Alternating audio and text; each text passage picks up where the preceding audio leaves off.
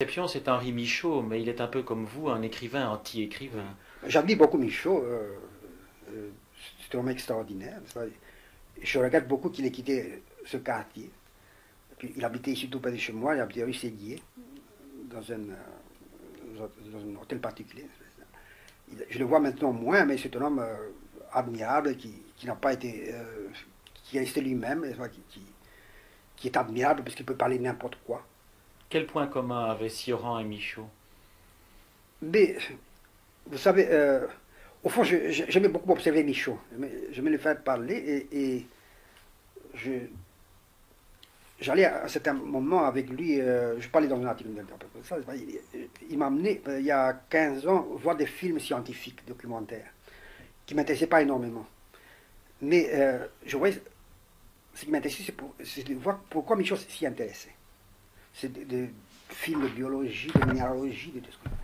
Michaud, il prenait un intérêt fervent. Ça. Alors, j'ai compris pourquoi, plus tard, j'ai compris pourquoi dans ses livres sur la drogue, il avait montré tant d'objectivité, tant de souci d'être objectif, scientifique. Il a même un pli scientifique. Et c'est en allant avec lui à ce cinéma scientifique, n'est-ce pas, que j'ai fait la relation tout de suite entre ses livres sur la drogue, vous voyez, et cette culture scientifique. Parce que ces livres sur la drogue, c'est naturellement c'est les livres d'un très grand poète, mais aussi de l'homme de science. Et Michaud a quelque chose de gründlich, l'homme qui voit au fond des choses, qui est très consciencieux et qui voit au fond des choses, qui est très persistant. Il est le contraire de l'écrivain français classique, n'est-ce pas? Même le contraire de Valéry, si vous voulez, bien qu'il ait des points communs. Ça. Mais Michaud veut épuiser un sujet, quel qu'il soit. En ce sens, c'est sûrement un des écrivains les plus profonds. C'est l'homme qui n'a pas essayé d'escamoter ces sujets. La littérature est nécessairement escamotage. En ce sens, il est sorti de la littérature. Vous voyez ce que je veux dire? Est-ce qu'il essayait de vous observer, vous aussi, je et de crois vous pas. épuiser? Je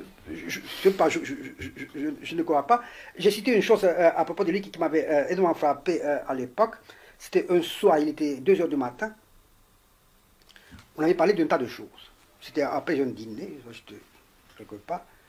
Et on avait parlé on avait fini par parler du destin de l'homme, comme ça. C'était de grands sujets comme ça. Et la voix de Michaud d'un coup a changé.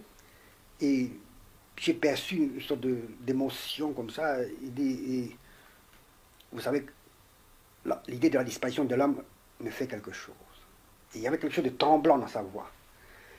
Et alors, ça, il y a à peu près 15 ans de là. Et je n'ai jamais pardonné cette émotion.